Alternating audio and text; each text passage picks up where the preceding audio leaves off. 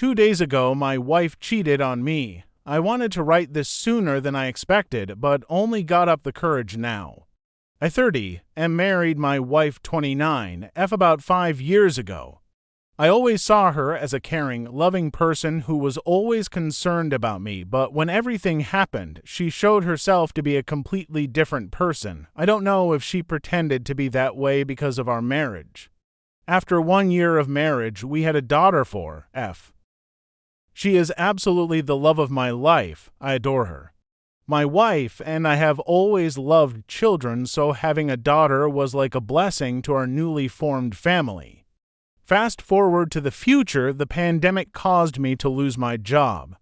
My wife continued to work in an office while I did jobs anywhere possible, as my wife and I fought regularly because of this. One of these fights led to her slapping me in front of our daughter, which probably made her uncomfortable, but she didn't understand about these things, so I guess she must not even remember it. My wife always reminded me that I didn't have a job and our marriage was getting worse and worse. In a brief context, I didn't finish high school.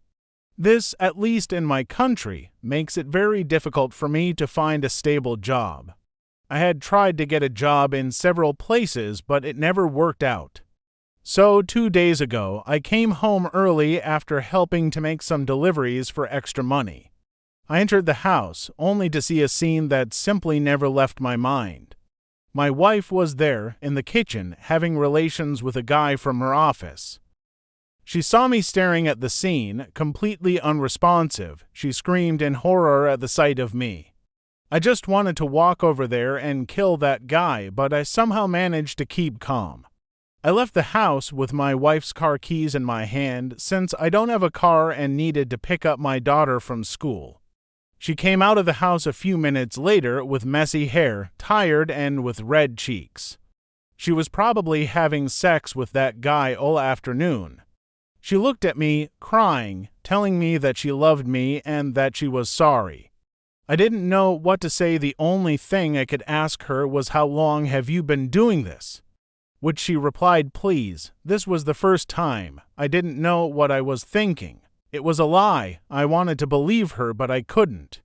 I got into the car without saying another word, driving to my daughter's school and picking her up. I needed to relax, so I just drove to some fast food place and bought us snacks.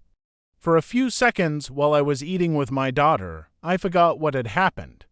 After spending an hour with my daughter, my wife texted me saying that she loved me and was very sorry for what she had done and that she was at a friend's house in the office so that she could relax. I didn't answer anything. I drove home only to find that guy sitting on the sidewalk, looking down. I got out of the car and put my daughter to sleep in our former house, then got out of it. I just watched him turn around, crying, saying that he didn't know she was married.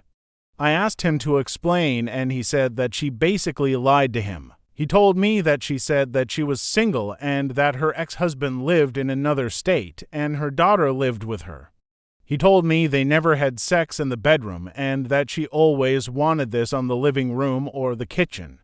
That is why they never had sex there, since that is the only place where there were pictures of me and her together, and if he found out, he would probably freak out and stop to hook up with her.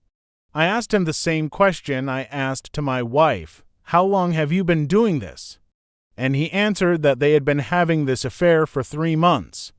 I didn't know what to say. I stopped feeling my body completely. I've never been so devastated in my entire life. I told him to go home, but he told me that he didn't have a car and that my wife brought him to my former house and she was the one who drove him home. I felt a little remorse from him. Maybe he was telling the truth. Maybe he was truly sorry. I gave him a ride to his house, but we didn't talk the whole way. When we got there, I asked him if he had anyone, if he was in a relationship. He replied that he had a girlfriend. I told him to tell her everything that happened to protect him, her, and their relationship. I said that she would probably freak out, but remembered him that he simply wouldn't be able to continue a relationship knowing that he cheated on his girlfriend. I said that, in the end, it was his decision to tell her or not. He just agreed and got out of the car. After that, I came home to keep my daughter company. I have never been so devastated and destroyed in my entire life, and I have never cried as much as I have in the last 2 days. Now I can't think of anything else but protecting my daughter. I don't want to see that woman again in my entire life, and I hope to get a lawyer as soon as possible so that I can get a divorce. I will try to post updates whenever I can. And thank you for reading. I needed to get this off my chest and didn't want to tell my brother, who is the only person in the family that lives in my state.